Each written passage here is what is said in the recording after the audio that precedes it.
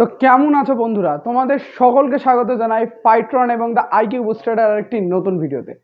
তো আজকে আমরা আলোচনা করব ভারতের মানচিত্রর পাশাপাশি আমরা আলোচনা করব সেই সমস্ত জিনিস যেটা আমরা আগের ভিডিওটা অলরেডি দেখেছি।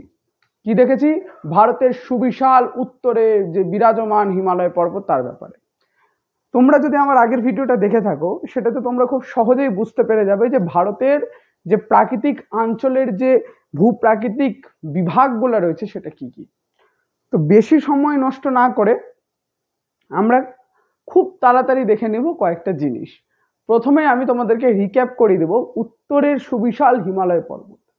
তো প্রথমত সুবিশাল হিমালয় পর্বত বোঝার আগে আমি তোমাদেরকে ভারতের মানচিত্রে আমি যা যা দেখিয়েছি আজ পর্যন্ত সেই সমস্ত কিছুই কিন্তু তোমাদেরকে আমি দেখাবো এই ভিডিওটাতেও।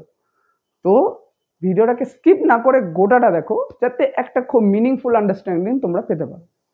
তো কোনো কিছু স্কিপ না করে একটু নলেজ নিয়ে একটু পেশেন্স রেখে শুরু করছি আজকের video. Welcome guys, welcome all of you to পাইট্রন এবং দ্য আইকিউ বুস্টার দুটাই চ্যানেলে, যেখান থেকে তোমরা দেখে থাকো আলটিমেটলি দেখছো আমারই ভিডিও। শুরু করা যাক। ইন্ট্রো দিয়ে দাও। ইন্ট্রো হ্যাঁ, এখন ইন্ট্রো আসবে। ইন্ট্রো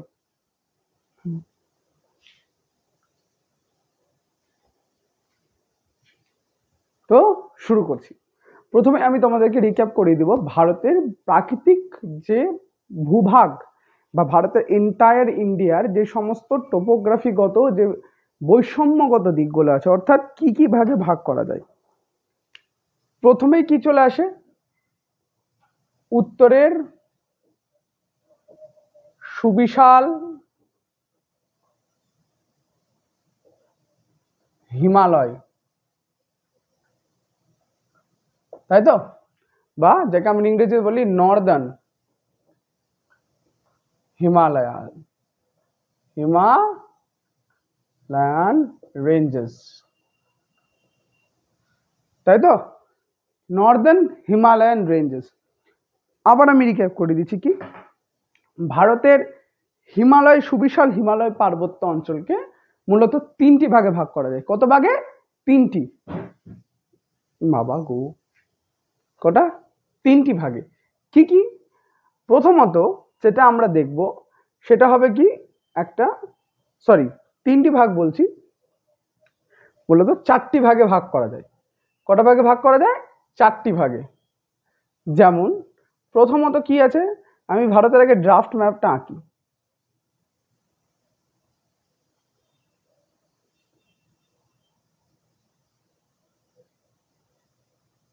ধরে নাও একটা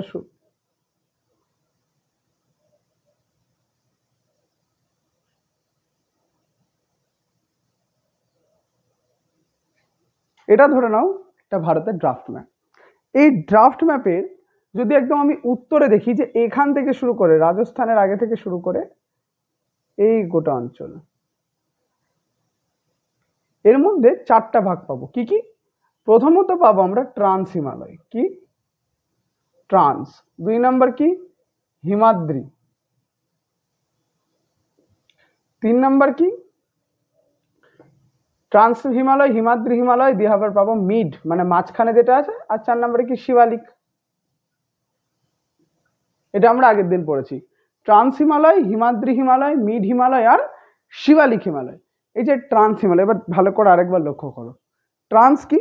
ট্রান্স এমন একটা জায়গাতে আছে যেটা আমরা দেখতে পাই না। কি করতে পাই না? আমরা কিন্তু সাধারণত ট্রান্স হিমালয়কে এরকম ভাবে দেখতে পাই না। তো সেই ছবিটা যদি আমি অঙ্কন করি হিমালয়তে, এরকম হবে। ঠিক প্রথমে এভাবে করে উঠছে, দিয়ে একটু উপরে গেল, একটু উপরে, এরকম ভাবে নেমে গেল। এদের মধ্যে আমি চারটা জিনিস শিখেছি। কি? প্রথমে এই যে ধরো ধাপে ধাপে যে সিঁড়ি দিয়ে উঠছে, এটা হচ্ছে কি শিবালিক। এস, এটা মাঝখানে যেটা আছে এই জায়গাটাতে টুরিস্ট স্পট আছে। ঠিক আছে, এই জায়গাটাতে কি আছে? Tourist spot. এটা হচ্ছে কি? মিড হিমালয়। একদম যে সবার উঁচু শিখর, এটা ধরো না মাউন্ট এভারেস্ট। এটা কি? এটা হচ্ছে হিমাদ্রি হিমালয়, বা যাকে আমরা বলি সবচেয়ে একদম উঁচু পার্বত্য অঞ্চল। এটা হচ্ছে ট্রান্স। সহজ ভাষায় আমার এটা যদি হিমালয় পর্বত গোটা হাত হয়, ধরে নাও, ধরো গোটা হাত আমার হিমালয় পর্বত, এবার হিমালয় পর্বতে আমরা প্রথমে এখান থেকে শুরু করে আমার কুনুই থেকে শুরু করে আমি এখান থেকে উঠবো, তাই কি না? এত দূর এই যে একটা মসৃণ ঢাল কিন্তু হালকা উঁচুতে অবস্থান করছে, এই যে ঢালের মতো করে আমরা একটু ধীরে ধীরে উপরে উঠছি, এটা কি আমাদের, এটা আমাদের শিবালিক, এটা কি শিবালিক। এবার এখানে যে এই জায়গাটা আছে এখান থেকে একটু উপরে হিমালয়টা কি হয়ে যায়, হালকা উঠে যায়, এখান থেকে কি হয়ে যায়, উঠে যায়। এই জায়গাটা হচ্ছে মিড হিমালয়।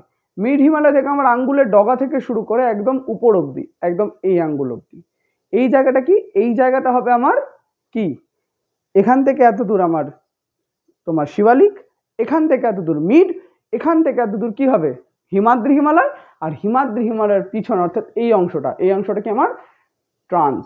ভালো করে দেখো, এবার আমি এটাকে ঘুরিয়ে দিলাম, তুমি এখান থেকে শিবালিক দেখতে পাচ্ছ, you can see the mid Himalaya as well, তুমি বৃহৎও দেখতে পাচ্ছ, কিন্তু বৃহতের পিছনে যে আমার আঙ্গুলটা রয়েছে যে ট্রান্সটা, সেটা কি তুমি দেখতে পাচ্ছ? অবভিয়াসলি না।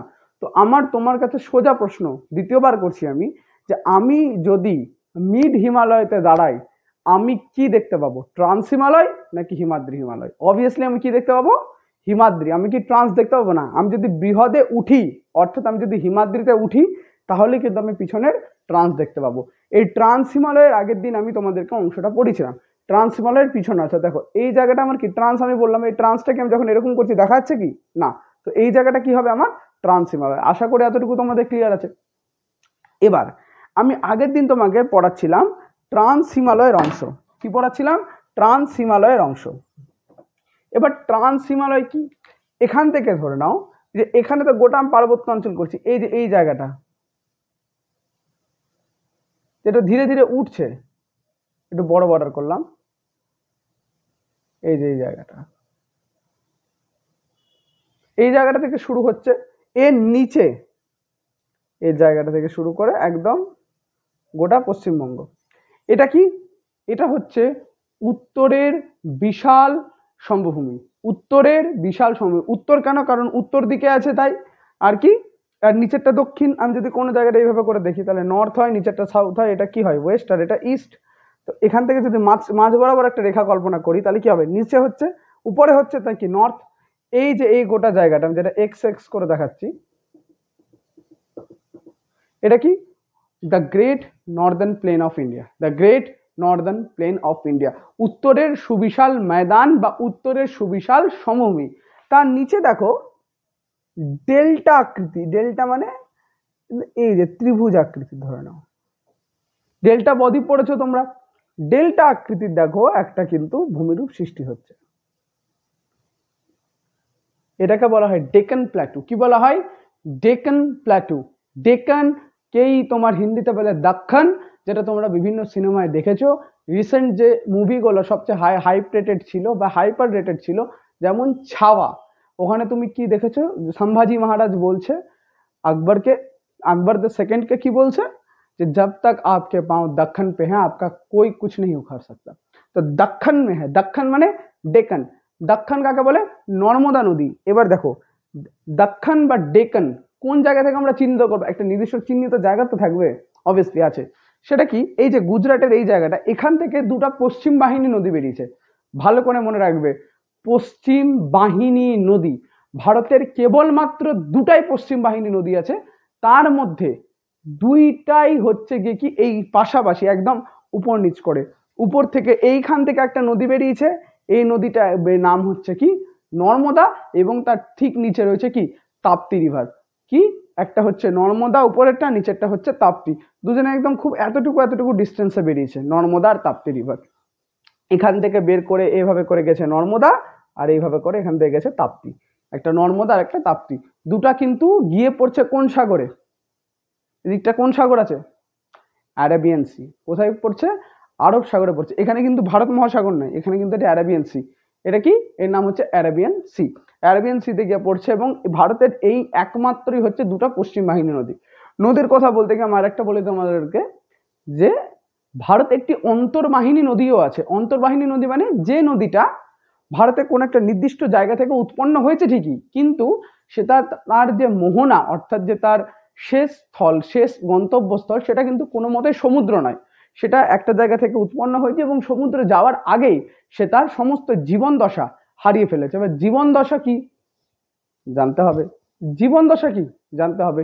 এটার জন্য তোমরা কিন্তু চোখ রাখবে আমাদেরই যে সেকেন্ড চ্যানেল, অর্থাৎ আমার আইকিউ বুস্টার চ্যানেল তো আমার নিজের, এবং আমি যে টিমের সদস্য ফাইট্রন, সেই ফাইট্রনেও কিন্তু তোমরা পেয়ে যাচ্ছ দেবেশদার, অর্থাৎ তোমাদের দেবেশ্র স্যারের খুব ভালো, অতি সহজে তোমরা বুঝতে পারবে যেগুলো এক্সোজেনেটিক প্রসেস। এক্সোজেনেটিক প্রসেসে তিনি কিন্তু এখন ভিডিও করছেন।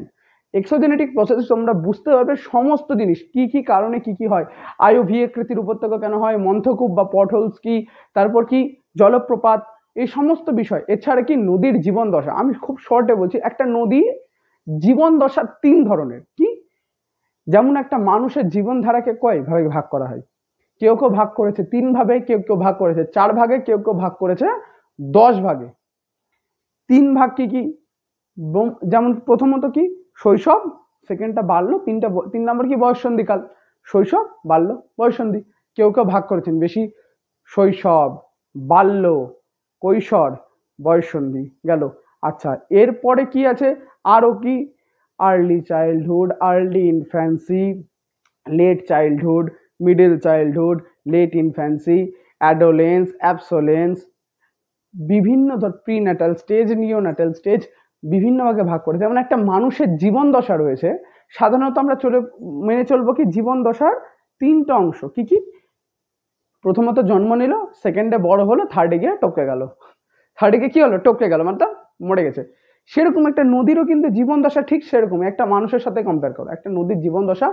Just think the river as a human. কেন বলে রাখছি, নদীতে জীবন দশা কিন্তু খুবই সহজ। কি কি? প্রথমত কি একটা জায়গা থেকে উৎপত্তি হবে, উৎপত্তি যেমন দেখবা ছোটবেলাতে বাচ্চাদের গায়ে শরীরে ফুর্তি অনেক থাকে, তারা এদিক ওদিক ছোটকা গোলা একদম তিরিং বিরিং করে লাফিয়ে বেড়ায়, একদম এখান থেকে ওখানে জাম্প মারছে, ওখান থেকে ওখানে জাম্প মারছে, শরীর উল্টে পড়ে যাচ্ছে, দুবার ভ্যাঁ ভ্যাঁ করে কাচ্ছে, এইভাবে করে ধুলা ঝাড়ছে, আবার খেলতে চলে যাচ্ছে। সেই যে একটা লেভেলের এনার্জি ওদের মধ্যে আছে, এটা কি একদম তাদের ছোটবেলাতে, যত বয়স হবে ধীরে ধীরে সুস্থ হবে। কি বলছিস তুই? যাবো না ভাই, ঘুম পাচ্ছে, আমি ঘুমাবো, আমি ঘুমাতেই থাকবো। সেই রকম ভাবেই একটা মানুষের যেমন জীবনের বিভিন্ন দশা যে ছোট থেকে বড় হয়, সেরকম নদীও কিন্তু একটা টাইমের পর তার গতি কিংবা যে এনার্জিটা যার থাকে একদম ছোট বয়সে, সেটা কিন্তু হারাতে থাকে, জাস্ট লাইক এ হিউম্যান। যখন কোনো নদী জন্ম নেয়, সবসময় রাখবে নদীর জন্ম 90% ক্ষেত্রে কিন্তু কোথায় হয়? পার্বত্য অঞ্চল থেকে কিন্তু নদীর জন্ম হয়। পার্বত্য অঞ্চল থেকে কি হয়? নদীর জন্ম হয়। এই নদীর জন্ম যখন পার্বত্য অঞ্চল থেকে হয় এবং ওই পাহাড়ের ঢাল বেয়ে যখন নদী নিচে পড়ে, তখন কি সৃষ্টি হয়? হঠাৎ যদি এখানে কোনো একটা ধরো এইভাবে করে ফ্ল্যাট সারফেস আসছে, হঠাৎ মরে গেল, অর্থাৎ এইভাবে করে আসছে, খুব আনন্দের সাথে আসছে, এইভাবে করে ছিল, ধরো এইভাবে করে যাচ্ছে, ঠিক একদম আছে, এবার কি হঠাৎ হয়ে করে বেয়ে গেল। এবার নদীর যে জলটা আছে হঠাৎ করে এবার কি একটা বেগের সাথে আসা ফলে এইভাবে করে পড়বে, আমার এখান থেকে তো চুঁইয়ে পড়বে না, একটু গতির সাথে পড়বে। এই জায়গাটাকে কি বলা হয়? এখানে সৃষ্টি হয় কি? জলপ্রপাত বা ওয়াটারফলস। ঠিক সেরকমই একটা নদী যেমন প্রাক বয়সে একদম যখন জন্ম হয় তখন খুব খরস্রোতা থাকে, খরস্রোতা মিনস র্যাপিড থাকে। র্যাপিড মানে এখানে কি? নদীর গতিকে সেটা সিগনিফাই করছে। কি হচ্ছে? যখন নদী জন্ম হচ্ছে প্রচন্ড বেগের সাথে যাচ্ছে এবং সময়ের সাথে সাথে নদী পার্বত্য অঞ্চল থেকে সমভূমিতে আসে। ভালো করে দেখো, পার্বত্যের পর সমভূমি, তারপরে মালভূমি, পার্বত্যের পর কি আছে? সমভূমি, তারপরে মালভূমি। পার্বত্য থেকে সমভূমি অঞ্চলে পৌঁছাচ্ছে, তখন তার গতিটা আরেকটু কম হচ্ছে। এবার গতিটা কম হচ্ছে যখন, এরপরে যখন মালভূমি অঞ্চলে যাচ্ছে, মালভূমি অঞ্চলে আবার কি প্রথমে প্লেন পাচ্ছে, তারপর ওবর খাবর জায়গা দিয়ে যাচ্ছে। ফলে এই সময় কি হচ্ছে? নদীর যে পরিমাণ গতিটা থাকার কথা সেরকম কিন্তু সেই পরিমাণ গতি সে পাচ্ছে না, কারণ নদী এই সময় কি হয়? বার্ধক্য পর্যায়ে চলে এসছে। অর্থাৎ নদী যে স্থান থেকে উৎপত্তি লাভ করেছিল তার এত দূর যাওয়ার পর সে তার গতিটা কি হয়েছে? হারিয়ে ফেলেছে, কারণ বিভিন্ন বাধা বিপত্তি আসছে। কোথাও বড় বড় অট্টালিকা, কোথাও বড় বড় পাথর, কোথাও কঠিন শিলা, কোথাও নরম শিলা, কোথাও বন জঙ্গল, ফলে নদী কি হচ্ছে? মানে বাধা পাচ্ছে সে জায়গাটা। ফলে নদী যে মানে মানে কি বলবো, যে কঠিন শিলা দিয়ে একদম খরস্রোতা বেগিয়ে যাচ্ছিল, সেটা কিন্তু পরবর্তীকালে তার পক্ষে পসিবল হচ্ছে না। ফলে নদীর কি হয়? বার্ধক্য দশা আসে। তো প্রথমে কি হয়? As a human, just think the river as a human. আমি বারবার বলছি কেন, প্রাককালে প্রচন্ড এনার্জি থাকে, তারপরে একটু এনার্জিটা কমে যায়, ওটা হচ্ছে নদীর কি? মধ্যগতি। প্রথমটাকে বলে উচ্চগতি, সেকেন্ডটাকে বলে মধ্যগতি, এবং থার্ডে যখন মোহনা অব্দি সে যেতে থাকে তার গতি একদম কমে যায়। যেমন একটা বুড়া ব্যক্তি যেমন চলতে পারে না, ঠিক মতো খেতে পারে না, চলতে পারে না, বলতে পারে না, ঠিক সেরকমই নদীও কি হয়, সেই বার্ধক্য পর্যায়ে এসে উপনীত হয় এবং তার পক্ষে আর কোনো জায়গাকে দুর্ভেদ্য করে যাওয়া সম্ভব হয়ে উঠে না। ফলে নদী কি হয়, তার জীবন দশাতে প্রায় শেষ হয়ে যায় এবং মোহনাতে খুব মন্থর গতিতে এগিয়ে গিয়ে কেবল গিয়ে টুপ করে পড়ে যায়। এই জিনিসটাকে বলা হয় নদীর জীবন দশা। আচ্ছা, তো ভারতের দুটি পশ্চিম বাহিনী নদীর নাম কি? নর্মদা ও তাপ্তি। একমাত্র অন্তর্বাহিনী নদীর নাম কি? তোমরা কমেন্ট বক্সে আমাকে লিখে জানাবে। একমাত্র অন্তর্বাহিনী নদীর নাম কি? তোমরা আমাকে কিন্তু কমেন্ট বক্সে লিখে জানাবে। আচ্ছা, সেকেন্ড আমি বলি, এখানে কি নদী রয়েছে? এখানে কি রয়েছে? সবচেয়ে বড় নদী ভারতের 2525 কিলোমিটার। আমি শুধু এতটুকুই বলবো, 2525 কিলোমিটার। ভেবে নাও তোমরা কোন নদী সবচেয়ে। এবার তোমাদেরকে হিন্ট দিচ্ছি, কি সবচেয়ে পবিত্র নদী কোথা থেকে বেরিয়েছে? উই ডোন্ট নো, কিন্তু মনে করা হয় কোনো একটা জায়গা থেকে বেরিয়ে গেছে। কিন্তু আমি এটাও বলছি, এটা কিন্তু ভাগীরথী না, এটা কিন্তু ভাগীরথী না, এটা কিছু একটা মিলিত প্রবাহ ভাই, কিছু নাম দিয়ে দিয়েছে হয়তো, ঠিক আছে। ওইটাই গিয়ে পশ্চিমবঙ্গ হয়ে কিন্তু একটা বাংলাদেশে ঢুকে যাচ্ছে, একটা নিচে ঢুকে যাচ্ছে পশ্চিমবঙ্গে। তো তোমরা আমাকে এটাও জানাবে যে এটা কোন নদী, 2525 কিলোমিটার কার, কোন নদীর দৈর্ঘ্য। এবার কি আছে? ডেকান প্ল্যাটু। ডেকান কি বললাম? নর্মদা নদীর দক্ষিণ দিকটাকে কি বলা হয়? ডেকান বা দাক্ষান। ডেকান বা দাক্ষান। তো আমি আগে উপরে ধরি কি ট্রান্স হিমালয়। এবার দেখো এই জায়গাটা কি আছে? নেপাল। নেপালে তোমরা জানো কি আছে? পৃথিবীর সব থেকে বড় উচ্চতম শৃঙ্গ মাউন্ট এভারেস্ট। কি বলা হয়? Mount Everest. মাউন্ট এভারেস্ট উচ্চতা কত? 8848। 8848 ছিল যখন আমরা ছোট ছিলাম, এখন সেটা 50 থেকে 52 সেন্টিমিটার, এটা মনে করা হয়। 8850 থেকে 8852 সেন্টিমিটার কি হয়ে গেছে?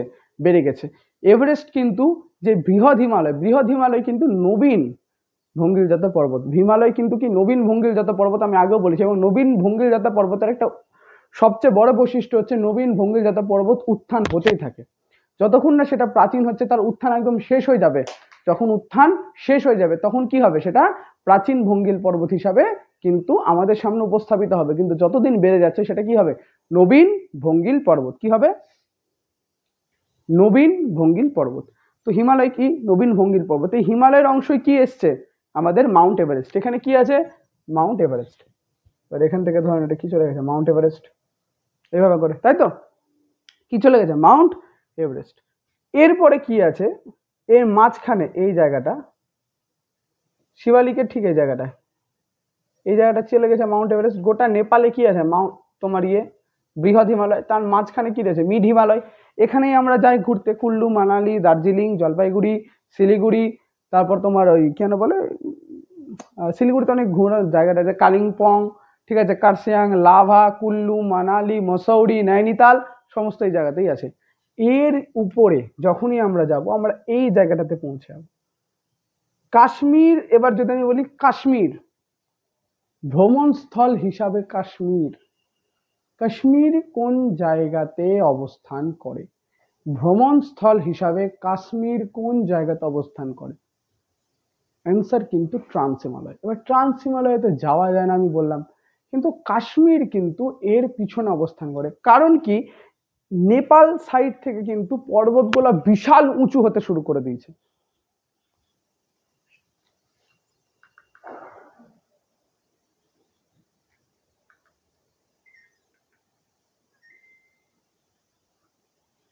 নেপালের সাইড থেকে কিন্তু নেপালের সাইড থেকে কিন্তু পর্বতগুলো প্রচন্ড উঁচু হতে কি হয়ে গেছে?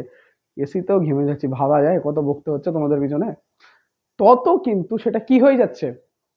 উঁচু হয়ে গেছে। ফলে এই সাইড দিয়ে কিন্তু যাওয়া পসিবল হয়ে যায়। এবার আমি এখানে বলি, এখানে আমার চারটা কিন্তু মেন ট্রান্সের চারটা আমরা এখানে পেয়ে যাব। কি কি? প্রথমটাই আগের দিনই বলেছিলাম, না হলে আগের ভিডিও দেখে আসো, নাহলে কিন্তু সম্ভব হবে না। প্রথমটাকে আমরা কে দিয়ে দিয়ে প্রথমটা কারাকোরাম, দ্বিতীয়টা লাদাখ, তৃতীয়টা জাসকর, ডারের পরেরটা পীর পাঞ্জাল। কারাকোরাম, লাদাখ, জাসকর, পীর পাঞ্জাল। কারাকোরাম, লাদাখ, জাসকর, পীর পাঞ্জাল। কারাকোরামের দুটা সবচেয়ে উচ্চতম শৃঙ্গ কি কি? K2, K4। K2 নাম হচ্ছে গডউইন অস্টিন, যেটা ভারতের প্রথম এবং পৃথিবীর দ্বিতীয় বৃহত্তম শৃঙ্গ। থার্ডে কি? থার্ডে হচ্ছে আমাদের এখানে কাঞ্চনজঙ্ঘা। আমরা আগের দিন ট্রান্স হিমালয় পড়ে নিচ্ছি। ট্রান্স হিমালয়ে 4টা গ্লেশিয়ার পাওয়া যায়। কি কি? সিয়াচিন, বাল্টোরো, হিসপার, বিলাফোর্ড। সিয়াচিন, বাল্টোরো, হিসপার, বিলাফোর্ড। সব থেকে বৃহত্তম কি হিমবাহর নাম কি? সিয়াচিন। সব থেকে বৃহত্তম হিমবাহর নাম কি? সিয়াচিন। কারাকোরামের কি? K2, K4। মাত্র দুটা মনে রাখতে হবে, চাকরির পরীক্ষা, স্কুলের পরীক্ষা, সব রকম পরীক্ষাতে K2 আর K4 বাদে প্রশ্ন আসে না। গ্লেশিয়ার থেকে প্রশ্ন আছে, সব থেকে বড় গ্লেশিয়ার কি? সিয়াচিন, যেখানে ভারত ও চীনের কিন্তু মাঝে মধ্যে ফাইট হয়। সেকেন্ডে কি? লাদাখ। লাদাখের সব থেকে বড় পর্বত শৃঙ্গর নাম কি? রাকাপোসি। কি নাম? রাকাপোসি। জাসকার আমাদের অতটা দরকার নাই। আমরা এবার পীর পাঞ্জাল, আমি বলেছিলাম পীর পাঞ্জালকে হিমাদ্রি হিমালয় আর ট্রান্স হিমালয়ের একদম সম্মিলিত স্থল ধরা হয়। এবার আজকে আমরা আগের দিন তো ট্রান্স কমপ্লিট করে দিয়েছি, এতক্ষণ চললো রিক্যাপ। এবার আসবো হিমাদ্রি হিমালয়। আমি তোমাদেরকে এত সহজে হিমাদ্রি হিমালয় বোঝাবো, যেটা হয়তো আগে ইউটিউবে কোনোদিনও হয়নি বলা ভুল। আমার থেকে অনেক বড় বড় দক্ষ টিচার আছে, আমি নিজেই যার কাছ থেকে ইন্সপিরেশন পাই, তিনাকে তো সবার আগে বলা উচিত। তো আমার এই বলাটা সম্পূর্ণ ভুল। তো হিমাদ্রি হিমালয় আমি তোমাদেরকে খুব সহজে চেষ্টা করব, যাতে I will try my best to provide you the best content. তো তোমাদেরকে কি হিমাদ্রি হিমালয় আমি খুব সহজেই কিন্তু মনে করিয়ে দিতে পারবো। এবার চলি আমি একটু হিমাদ্রি হিমালয়। হিমাদ্রি হিমালয়, তাই তো নাম, তাই তো দেখছি।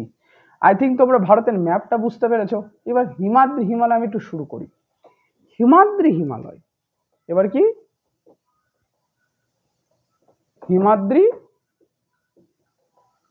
Himalaya, Himadri Himalaya.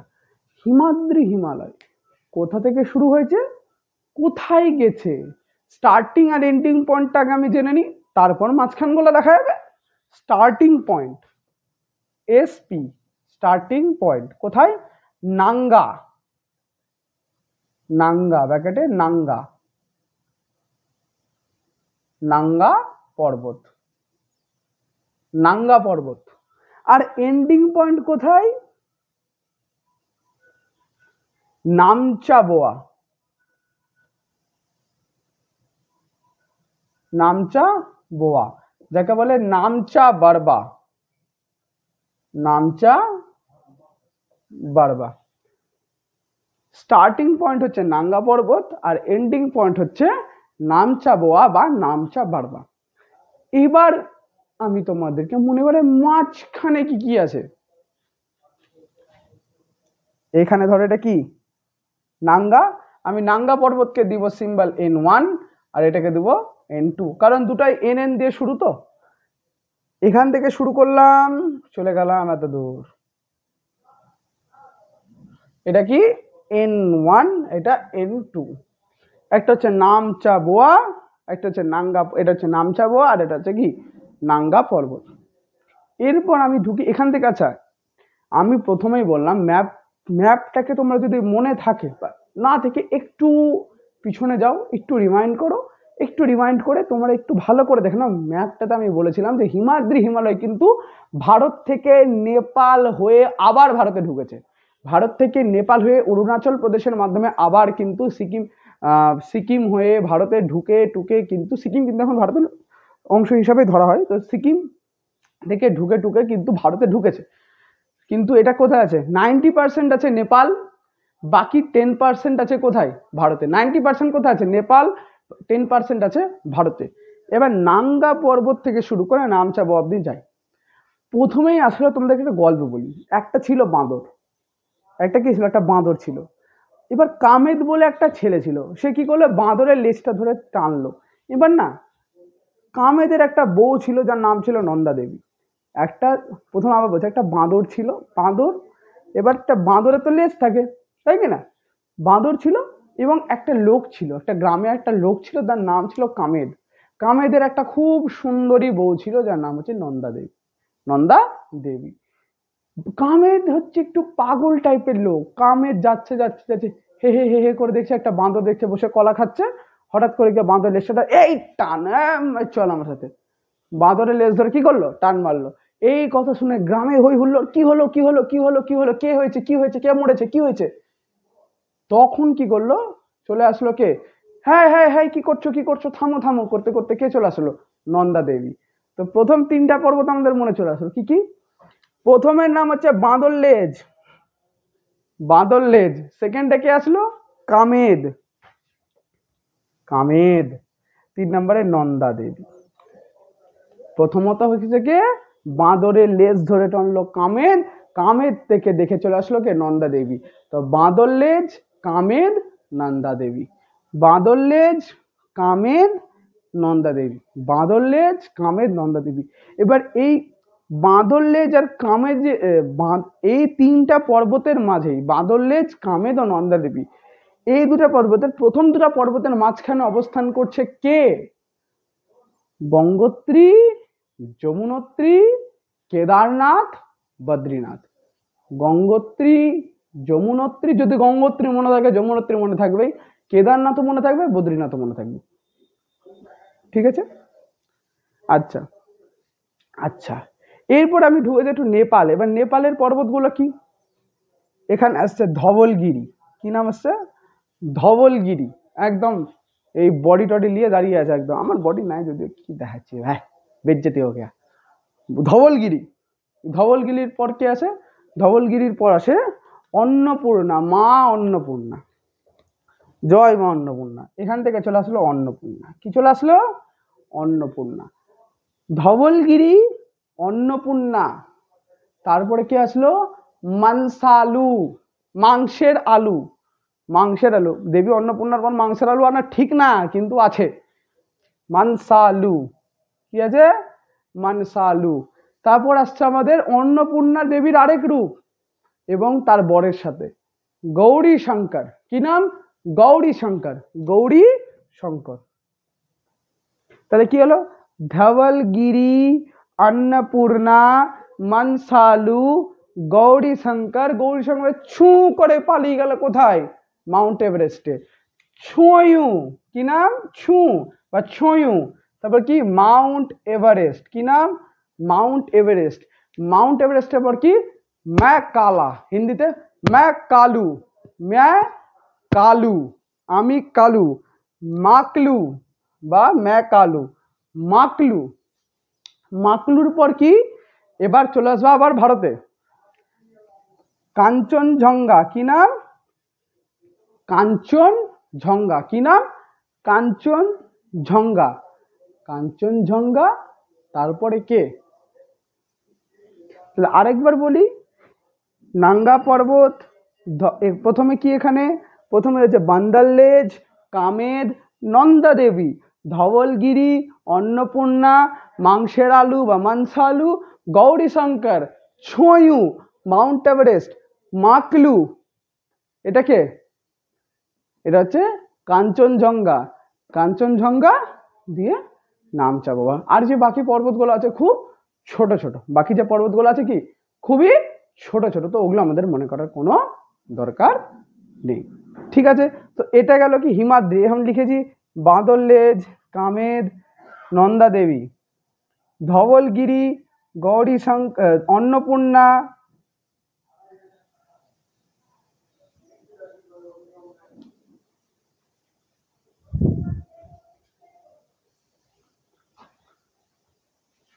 Sorry for the interruption, আমি কোথায় ছিলাম, আমি আবার বলছি।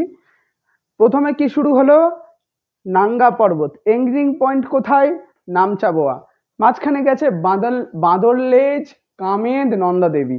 এই 3টা পর্বতের মাঝে রয়েছে গঙ্গোত্রী, যমুনোত্রী, কেদারনাথ, বদ্রীনাথ। এরপর আমি ঢুকছি নেপাল, এখান থেকে কি নেপাল, আর এখান থেকে এত দূর হচ্ছে নেপাল। তারপর আবার আমরা ঢুকে যাচ্ছি ভারতে। এর মধ্যে কিছু ধবলগিরি, অন্নপূর্ণা, মানসালু, গৌরী শঙ্কর, ছুঁয়ু, মাউন্ট এভারেস্ট, তারপর কি ম্যাকালু, এখানে কি কাঞ্চনজঙ্ঘা, নামচা বাবা, কাঞ্চনজঙ্ঘা, নামচা বাবা।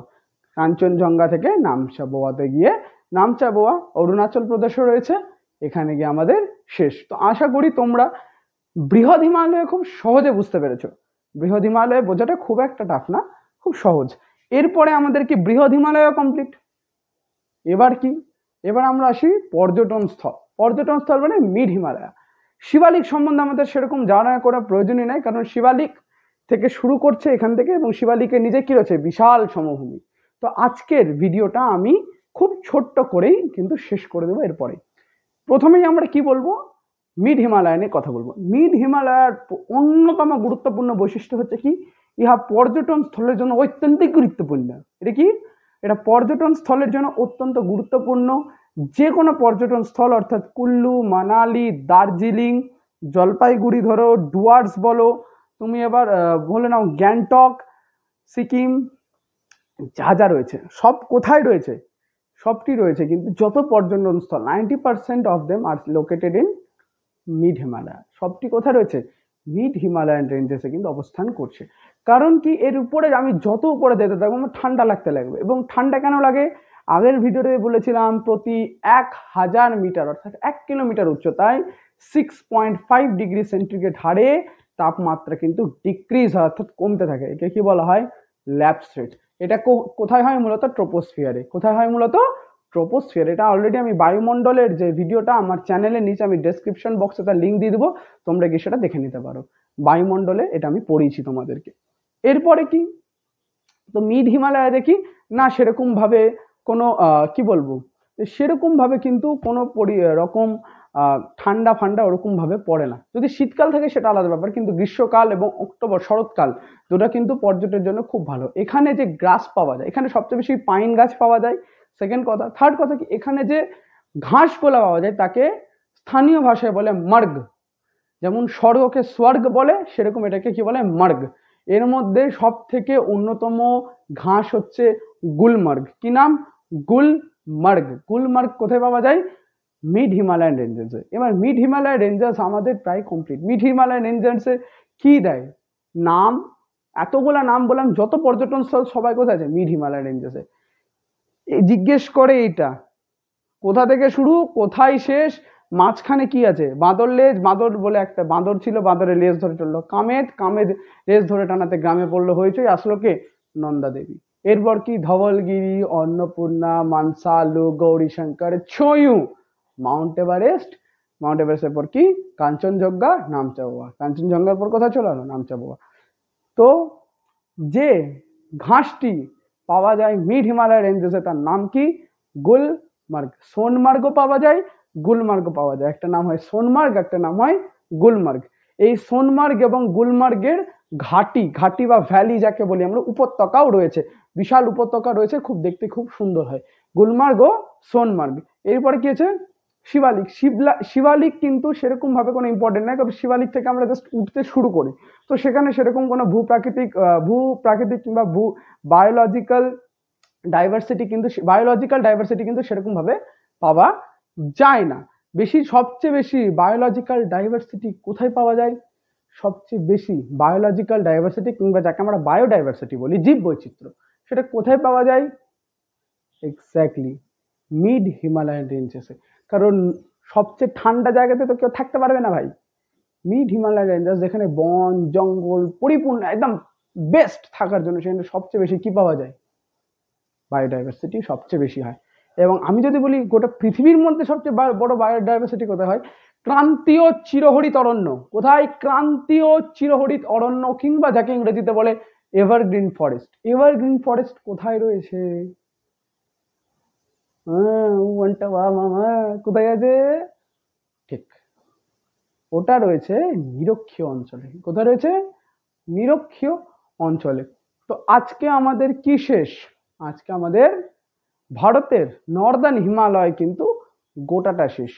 নর্দার্ন হিমালয় আমি তোমাদের গোটাটা শেষ করে দিচ্ছি, কিন্তু কিন্তু কিন্তু কিন্তু স্টপ স্টপ স্টপ, এখনো হয়নি, একটু বাকি আছে, একটু বাকি আছে, একটু বাকি আছে, ওটা একটু বলে দিই। তোমরা সবই পড়লে, কিন্তু একটা জিনিস তোমরাও ছুটে দিলে, আমরাও ছুটে গেলাম। তোমরা কুমায়ুন হিমালয়ের নাম শুনেছো? প্রথম কি, পাঞ্জাব হিমালয়, পাঞ্জাব হিমালয়। 2 নম্বর কি, কুমায়ুন হিমালয়া।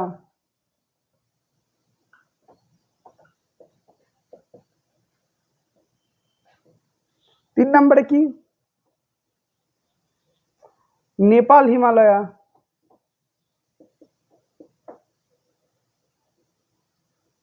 আর 4 নম্বরে কি আসাম হিমালয়া।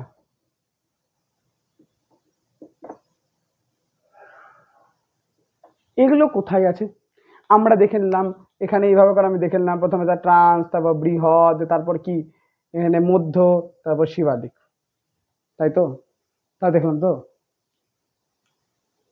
তাই দেখেছি। এবার এটাকে আমাদেরকে আরেকটা ভাবে দেখতে হবে নদীর আধারে। নদী কেন এত ইম্পর্টেন্ট? নদী প্রচন্ড ইম্পর্টেন্ট। ভারতবর্ষর প্রথমে যে সভ্যতা ছিল হরপ্পা সভ্যতা, সেটাও কিন্তু নদীমাতৃকই ছিল। এবার ভারত বলা ভুল, গোটা বিশ্বের সর্বপ্রথম সব থেকে পুরাতন সভ্যতা সবকিছুই ওঠাছে নদীর তীরে। টাইগ্রিস ও ইউফ্রেটিস নদীর তীরে চৈনিক সভ্যতা, ঠিক আছে। সিন্ধু নদীর তীরে সিন্ধু সভ্যতা, যেটা পরবর্তীকালে হরপ্পা মহেঞ্জোদারো দুই ভাগে ভাগ হয়ে যায়। এরপরে কি রয়েছে? চৈনিক সভ্যতা রয়েছে, আরো বিভিন্ন সভ্যতাগুলো 90% অফ দেম সবার কোথায় মেন স্থল কোথায় ছিল? কোন নদীর তীরে। যেমন নীল নদের তীরে কি সভ্যতা করেছিল? মিশরীয় সভ্যতা, ইজিপশিয়ানস। আমার খুব ইন্টারেস্ট আছে ইজিপশিয়ানস নিয়ে, ওটা নিয়ে একটু কথা বলতে হবে। তো এইভাবে করে আমরা এখন দেখবো কি পাঞ্জাব হিমালয়, কুমায়ুন হিমালয়, নেপাল হিমালয় এবং আসাম হিমালয়। কিন্তু প্রথমে আমি হিমালয়গুলোকে একটু ভাগ করে নিই।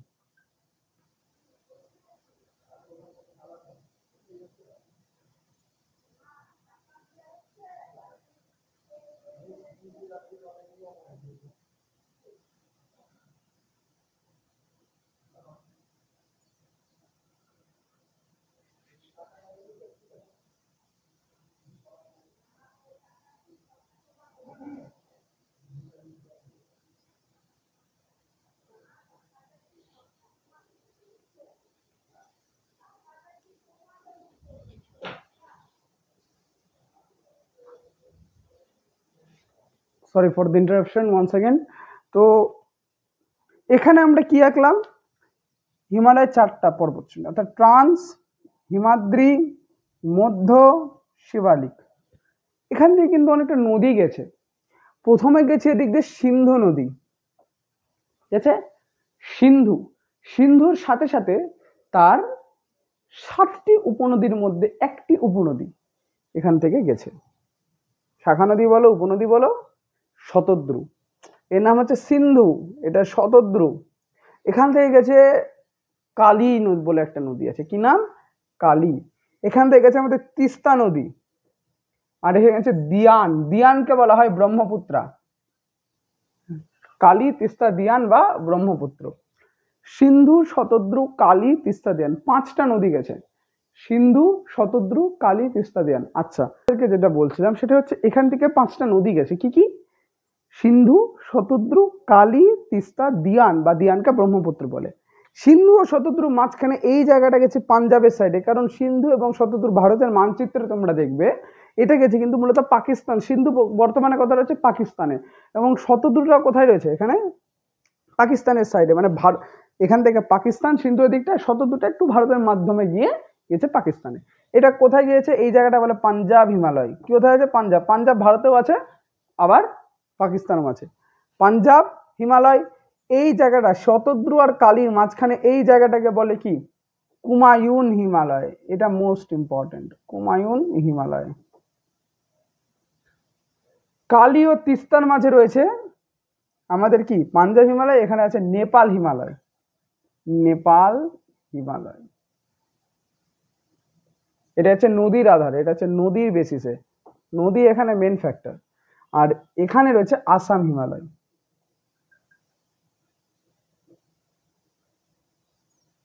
এর মধ্যে সব থেকে গুরুত্বপূর্ণ 2টা হিমালয়, প্রথমত হচ্ছে কি নেপাল হিমালয়, আর 2 নম্বর হচ্ছে আসাম হিমালয়। নেপাল হিমালয়ের উচ্চতা সবচেয়ে বেশি, এবং আসাম হিমালয় যেহেতু ব্রহ্মপুত্র রিভার আছে, ব্রহ্মপুত্র একটা নদ, প্রচন্ড পরিমাণে এখানে কিন্তু বন্যা হয়।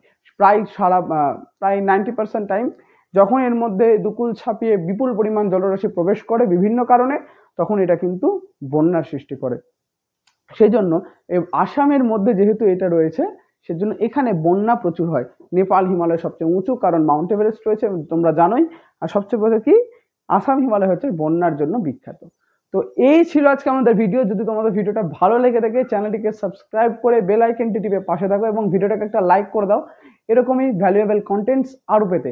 এবং যদি তোমরা চাও এরকম আরো কন্টেন্ট আসতে থাকুক, যেটা তোমাদেরকে চাকরির পরীক্ষা, স্কুলের পরীক্ষা, যে কোনো জব, ইন্টারভিউ, এক্সামস, যা যা হোক সব কিছু তো তোমাদেরকে যাতে হেল্প করে, সেটার জন্য চ্যানেলটিকে সাবস্ক্রাইব করে বেল আইকনটি টিপে পাশে থাকো এরকম ভ্যালুয়েবল কন্টেন্টস আরও পাওয়ার জন্য। এবং সর্বশেষে তোমাদের কাছ থেকে বিদায় নিচ্ছি। আজকে আমাদের হিমালয়ের চ্যাপ্টার গোটাটা কমপ্লিট। এর পরের দিন আমরা আলোচনা করব কি নিয়ে? The great northern plain. Thanks for watching.